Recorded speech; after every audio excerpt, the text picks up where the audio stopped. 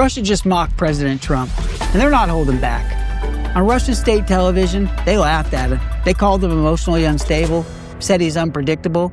They said he can't be taken seriously. Hell, one RT analyst mocked his post, saying they leave little room for interpretation.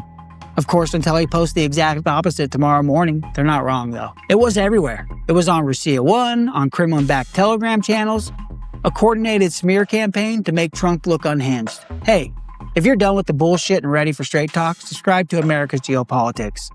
Russian social media, they piled on as well. Thousands of posts across VK and other platforms calling Trump a clown, accusing him of having a dementia and turning him into a punchline. This isn't a shift, but a deliberate change. Because just a few years ago, Russian state media couldn't stop praising Trump. Now they're mocking him, and they want the world to see it. Trump didn't take it quietly. He fired back pretty fast, called Putin absolutely crazy, said Russia was playing with fire, and after their largest drone and missile assault yet, over 350 drones, 9 cruise missiles, 12 civilians killed, Trump warned there would be consequences.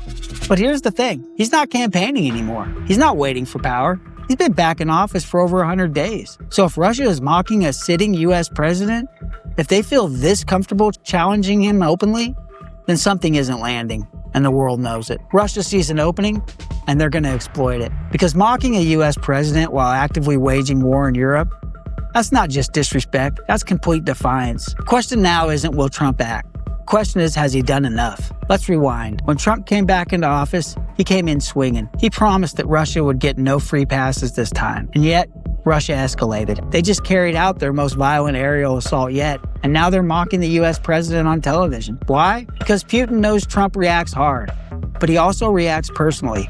And personal feuds, they're emotional. That's when strategy gets clouded. And when America gets distracted, Putin gains ground. Let's not forget, Putin stayed quiet during Trump's first term. No new invasions, no full-scale war, no missile blitzes on Europe. But this time, with Trump back in the chair, Putin's not hiding. Hell, he's hitting harder, he's talking louder, and he's testing the damn line. Because he knows Trump's return changed the dynamic. Maybe the gloves are off, maybe they aren't. But he's gambling that Trump won't deliver the knockout blow. That's what all this mockery is really about. It's not just about making Trump look weak. It's about forcing him to choose. Does he strike back with policy or with pride? And we've seen this before.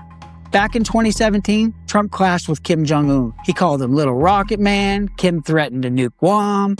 Trump threatened total destruction. But Trump didn't just talk. He followed up with force, sanctions, military deployments, and eventually negotiations. It worked because it was strategy, not emotion. That's what needs to happen here. Putin just crossed the line. They're mocking a U.S. sitting president while launching a full-scale attack on civilians. If Trump wants to command respect, not just at home but abroad, then the time for talk is fucking over. Now it's time for leverage, that strength that Trump's been talking about. Expand sanctions, take aim at the countries helping Russia, freeze central bank activity.